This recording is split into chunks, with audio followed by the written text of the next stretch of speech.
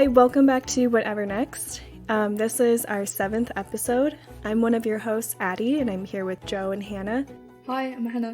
And hi, I'm Joe. Today in this episode, we're going to be talking to our host, Hannah, about her dissertation, Searching for Belongingness in Facebook Groups for British Chinese Adoptees. So Hannah, do you want to introduce your dissertation to us quickly? Just explain what it is and why you wrote it. So my dissertation was for my undergrad in linguistics and social anthropology, and I was researching, so the title is Searching for Belongingness, Facebook Groups for British Chinese Adoptees. So my dissertation really explores the adoptive identity of 7 British Chinese adoptees in adoptive-only Facebook groups. And it is split into 3 main sections. So the first section is race and culture, which really sort of unpicks the complexities of the adoption journey with their racial and cultural identity. And then for the second chapter is the vertical and horizontal, which investigates sort of the shifts from existing vertical organisations to horizontal Facebook groups, looking at distributions of power.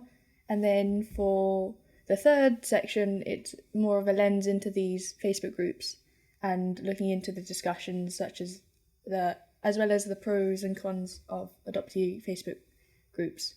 And my my overall argument is just talking about how it's really important to have platforms for adoptee voices as well as listen to adoptee voices in the mainstream media of adoption.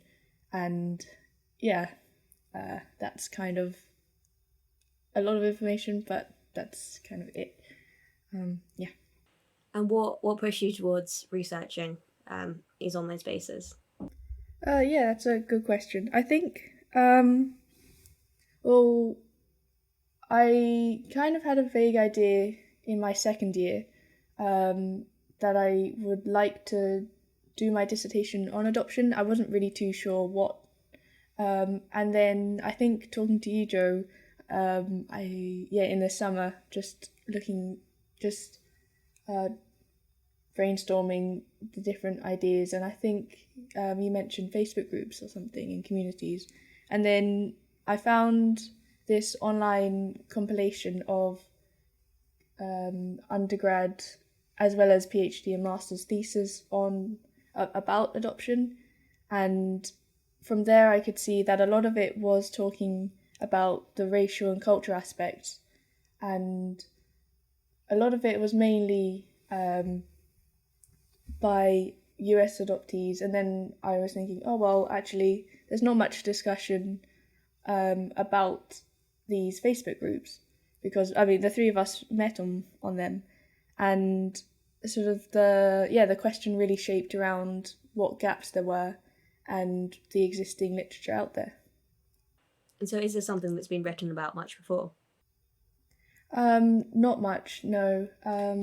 There's quite a few. The existing literature is mainly by adoptive parents or non-adoptees, and there has been a rise in literature by adoptees, but the majority is about racial and cultural identities and that aspect. There's a few about law as well as ethics and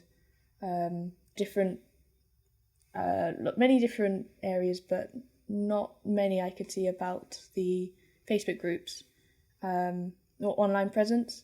And then those few don't really talk much about the pros and cons about the Facebook groups. So I thought I saw a gap and thought I should research that. And what would you say were the outstanding pros and cons of these groups, and why they're important or why they're less important? Yeah, so I'd say the pros of Facebook groups are really educational elements. So as we've really talked about in our webinars and chatted in general. There's mental health resources, birth search material, and a lot of the times, even looking through, there's a lot which one can learn from other adoptees and looking at the different topics which you've never really thought about.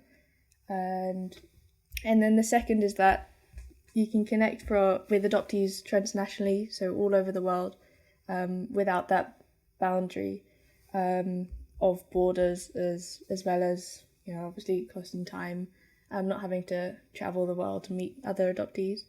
And you can access these in any place. And then, yeah, as well, you can also, they're acting sort of as a support group for other adoptees, and you can really help each other out, as I don't know how much this resonates with you too. And then it also, I sort of argue in my dissertation that these spaces also give adoptees the chance to really counter the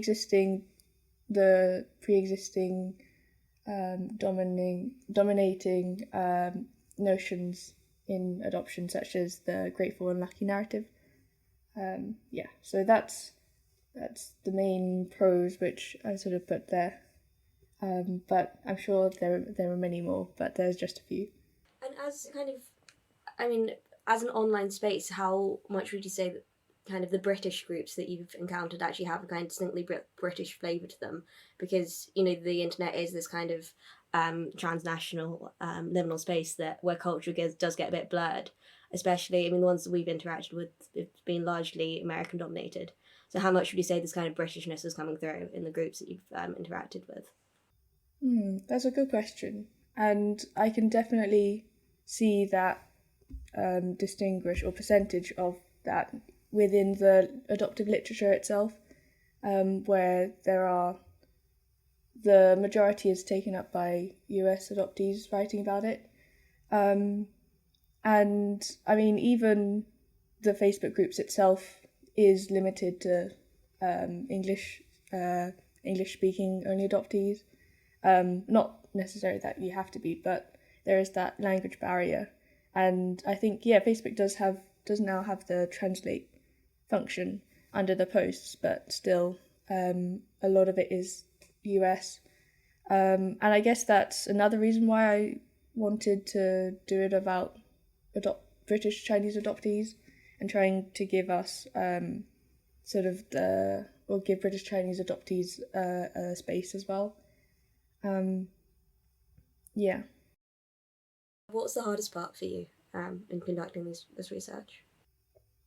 I'd say the hardest part was really the word count and the limitations of academia in itself, because the dissertation was only 10,000 words, and that may seem quite daunting at first, but really when you start putting all of the work and all the amazing interviews and what my participants have said, that you can't write a 10,000 word piece on my participants or on anyone, and that was really hard to try and see what were the main points I really wanted to bring out, and which I couldn't. So that was the most challenging part for me. What would you tell other students who are interested in writing their dissertation about adoptees on a specific topic? What kind of advice would you give them as being an adoptee yourself? Yeah, that's a really good question. Go for it. So I would say that look at the existing literature out there. If you're doing, say, research-based, then I would have a look at what gaps there are, because there's plenty of space and there are plenty other topics which haven't been talked about or researched much. So I would advise looking at that. There's a compilation of adoption theses which I think we can put on our link tree or something, and that has a great array of what topics there are out there which have already been done. And then I'd say the second thing is just watch out for your own mental health and how that could affect, because listening to other adoptees, their experiences, and if you're just writing fully about it, it might take a toll. But also watch out about your positionality when you're writing it, or even answering the questions, because that would affect your answers, even the questions, and as well as trying to not put your own experience in other people's answers. I don't know if it makes sense. Yeah. Give me an example of what you mean by not putting yourself into the questions when you interview other adoptees.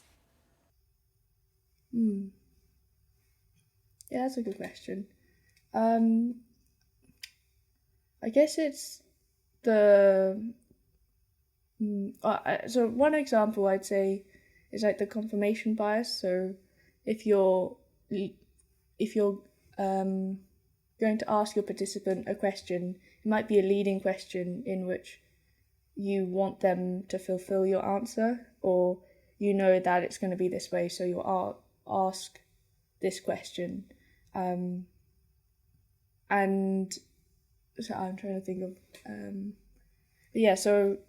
okay, cool. And so it's just what for me, I sort of had to create as much open questions as possible, and then really lead them down and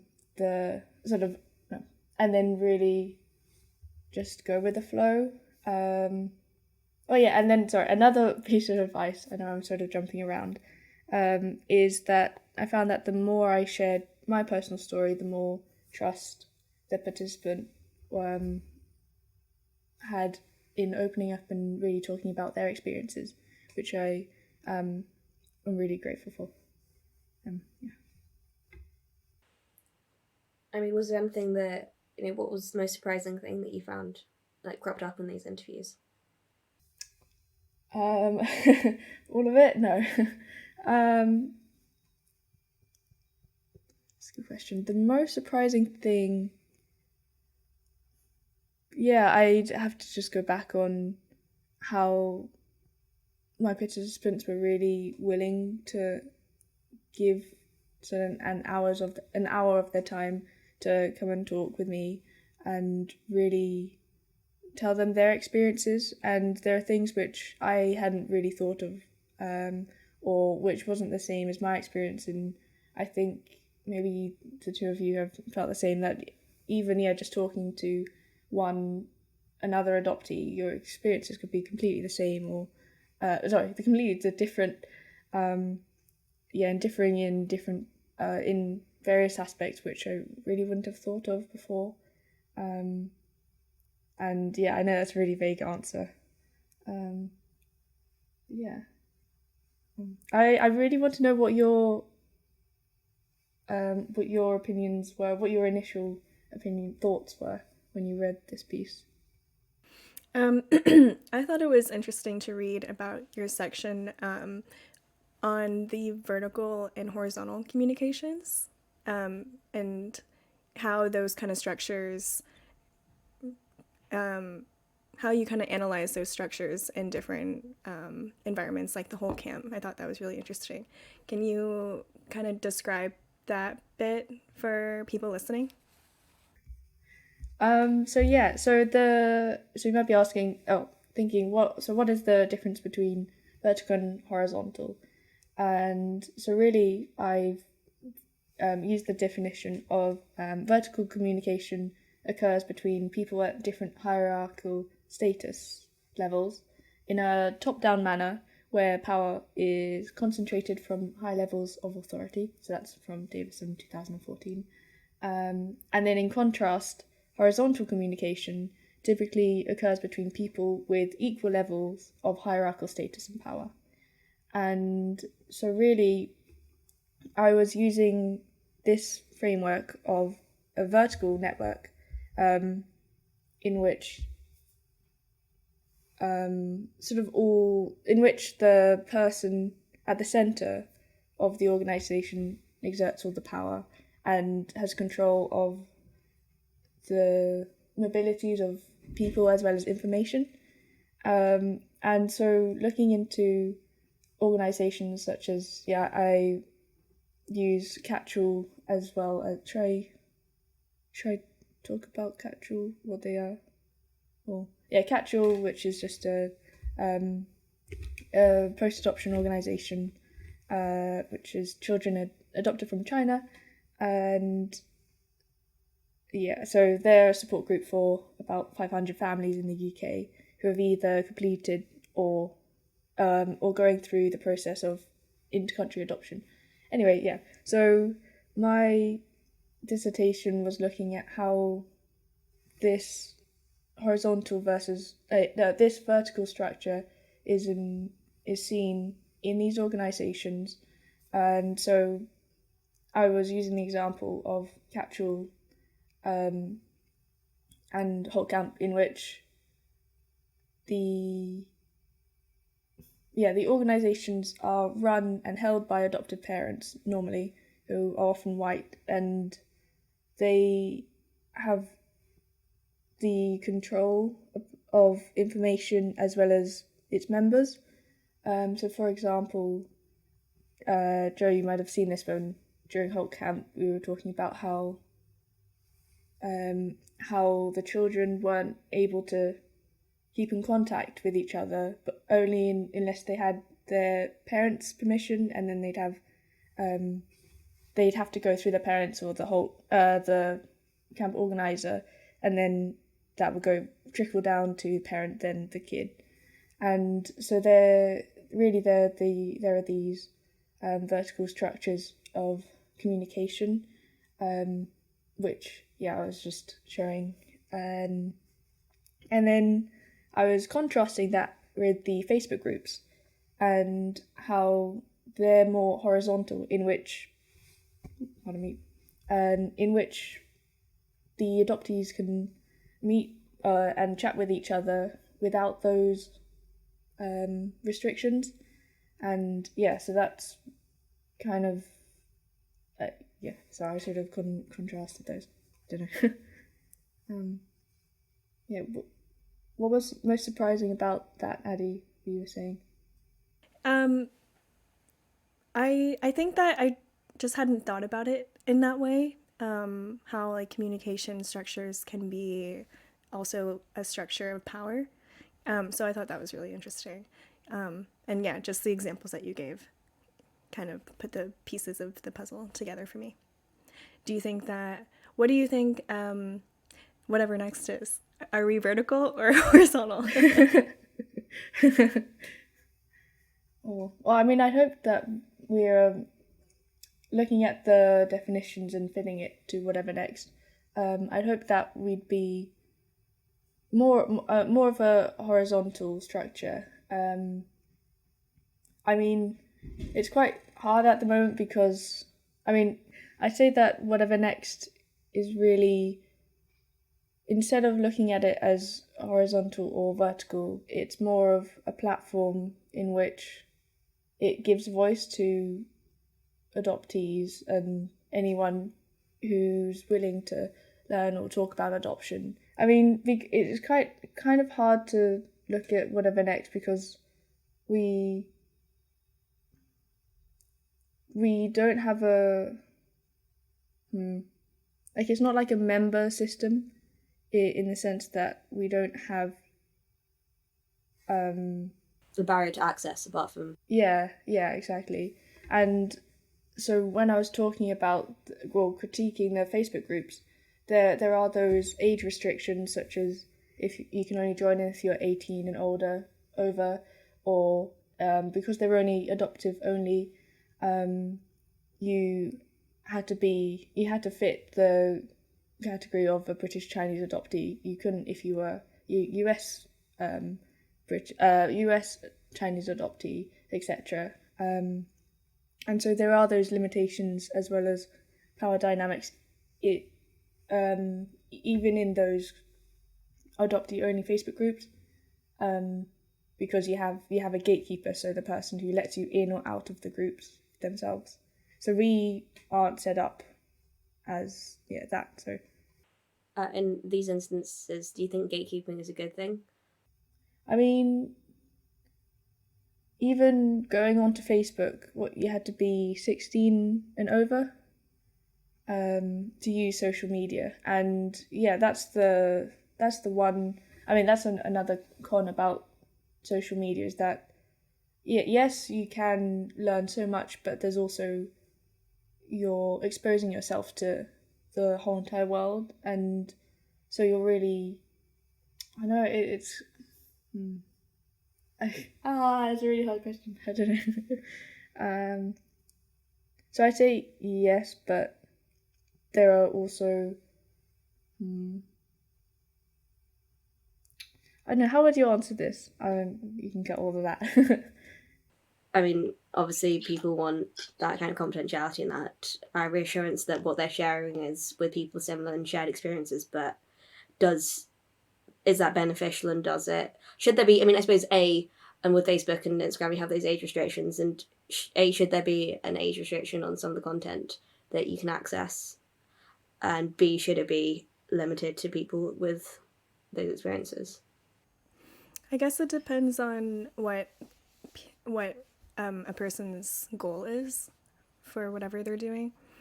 So for like the Facebook groups, it makes sense, I guess, because they're under another brand that they have to like abide by their regulations, and like with Catch and like whole it, they do have like kind of a goal to integrate or like lead it by adoptive parents.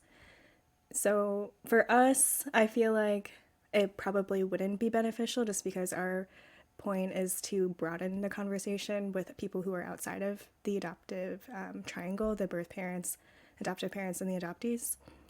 So maybe, yeah, gatekeeping isn't for us.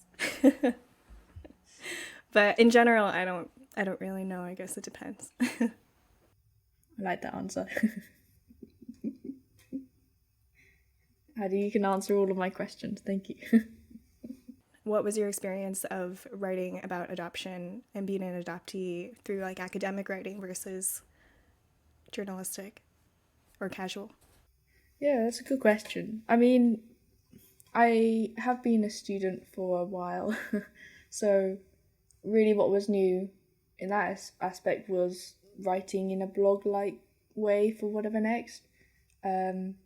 But the process in itself was very strange, being that they call in anthropology the insider, or someone who is part of the group they're researching. And I think I did talk a little bit about positionality and how being in the group you're researching is, you've got to watch out for that when you are formulating questions and everything. But yeah, I did find it quite challenging to not put myself there, but also form an argument, and really let the ethnographic, or sort of the interviews which I did with my participants, really speak out. And so that was challenging in that sense, because I didn't know how much to put in or not, because normally for undergraduate dissertations, for anthropology, it's normally looking at another group and not much sort of reflection in the. What did your teacher think about, or your advisor that you were working with through the whole time think about that specific issue or point of being a part of the group rather than an outsider? Yeah, that's a good question. So I had two supervisors, because one of them went on paternity leave, and then I had another one at the last couple of months when uni started. So it was a bit challenging to try and adapt and tell the second supervisor about what you had really brainstormed about. And so the first supervisor was he was at the stage. Well, I was at the stage where you were just brainstorming and coming up with ideas about what you could do it on, and really hone in on why is it important now, so that. And then second supervisor, he was there to direct you into, okay, what are you have all these ideas, but you have to break them down or condense them into 3 chapters. And so that took a while, but he was really helpful. And I think one thing is that with the supervisor, they're there to advise you and not write your dissertation in a way that there are a few topics which he wanted me to write about, but I think you need to really say that. You have to remember that this is your piece. This is what you include is what you want to include, not what other people include. But yeah, otherwise, they were really supportive anyway. If you two were writing a dissertation, what would you do it on? If it was about adoption?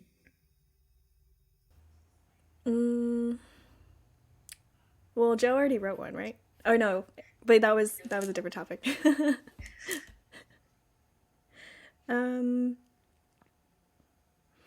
don't really know. I think I would want to write about like why all the other outside factors in society that may contribute to like a reason why a mother would give up her baby for adoption, rather than focusing on like the individual choice and nothing before that. So my degree's in population health, that looks at like kind of like different policies or different factors of inequality that contribute to like choices like that, or like health outcomes. So I think mine would be something like that, like looking at income, education. If you were to research that, would that be like an American specific one, or would that be like comparing different statistics in different countries? If I had all the resources in the world, then I would love to do it comparing different countries. But it would probably, if that actually happens, it would probably be in the US. But it would be super interesting to apply that to like China, since I'm a Chinese adoptee. What would you write about? I'm not sure. I think I've had enough of academic writing for a while. Would you, if not academic writing, would you write a story? Or, okay, maybe this is going more into the... Oh no, you had the idea of writing the history of adoption. Yeah, I think that's aspect of it is fascinating, and kind of the different cultural understandings of adoption, because it's really not a new aspect of kind of the human condition, but it's one that's in its legal form is only really kind of taken form in the last few hundred years. And also, I suppose back to your idea of kind of social economic sides of it, that adoption kind of within cultures is kind of, there's often it's children being raised by grandparents and aunts and stuff, without that kind of international framework for it.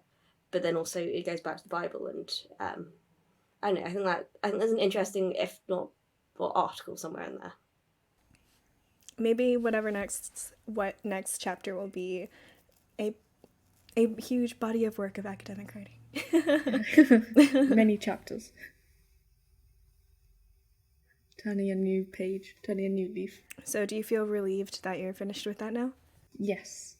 As much as I love the process, I also, it was challenging in itself, because it's the first piece I've really written which has taken up a lot of time and energy, because we started brainstorming a year before the deadline, and then we had to do the interviews over summer, and then the last couple of months is sort of writing it. So I'm relieved that that is out of the way, but I've still got all my classes left, so yeah. How did your parents? What did your parents think of it? Yeah. I don't know. Yeah, they really liked it. I found that. So I don't know if he's going to be listening. So with my dad, I felt that this piece was the first piece that he could really connect with, understanding where I'm coming from, with my adoption, and really the dissertation was really a medium for what we could talk about. Because I got my dad to have a look at my dissertation before I sent it off, and so that's definitely really helped connect us in that sense. And then my mum had a lot of questions, so it was the day just before going back to Edinburgh for uni, we just sat down and just chatted about it. But it was really nice just to talk about it, and for them just seeing the different examples, and how, I don't know, but... What kind of questions did your mom ask? Oh, let me get on this now. I'm joking. So she pulled up. She had a few quotes, and bless her, and then as well as questions, and I think there were a few questions about the vertical and horizontal chapter, which she hadn't really thought about, and just seeing how that really reflected me going off to the Chinese summer school, which both Joe and I had been to when we were younger, and that's similar to Catch. And yeah. That's really cool. Looking back on Catch and kind of having read your dissertation, that kind of made me think about it in a different light. Yeah, and really going back to your question about was there anything that surprised you, I think I'm also in the boat that I never really looked at these internal sort of structures, and we can definitely see that the Catch-all and the summer school were great in the way of education for parents as well as adoptees, but also just seeing how, listening to my other participants as well, just seeing how it's weird that you are just put together with other Chinese adoptees, and I think we discussed before about how you're expected to get on with them, but it's sort of those weird, funny interactions and relationships with the other adoptees. So yeah, definitely made me see it in a different light. I enjoyed reading your work, and I'm glad that you're open to sharing it with us and talking about it with us, and I hope you feel like comfortable to do that. Yeah, I know, I'm quite nervous. I'm not, as you know, I'm not great at sharing, but thank you for taking the time to read it. Once, I can see what happens, but hopefully we can put this up on Linktree or not, but I guess we can, if anyone has any questions or comments, you can email us at whatevernext2020@gmail.com. Yeah, I'd love to hear your thoughts about it. Thanks for listening to Whatever Next. You can find more of our episodes on Acast, Spotify, or wherever you get your podcasts. Whatever Next is produced by Solus Sounds.